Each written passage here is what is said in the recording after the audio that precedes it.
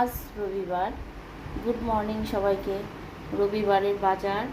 আজকে চিংড়ি মাছ আনা হয়েছে, মৌলা মাছ 1 কিলোর ওপরে হবে, 1.5-2 কিলো হবে। এখানে আনা হয়েছে ইলিশ মাছ, এখানে পাবদা মাছ প্রায় 2 কিলো হবে পাবদা মাছ।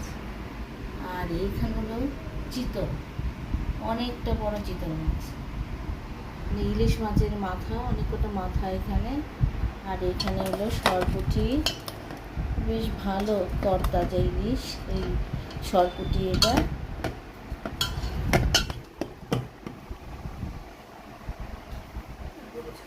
তারপর এখানে রয়েছে ট্যাংরা, কাতলা, ইলিশ মাছের মাথা, এখানে চিংড়ি। এই হলো আজকে আমাদের রবিবারের বাজার।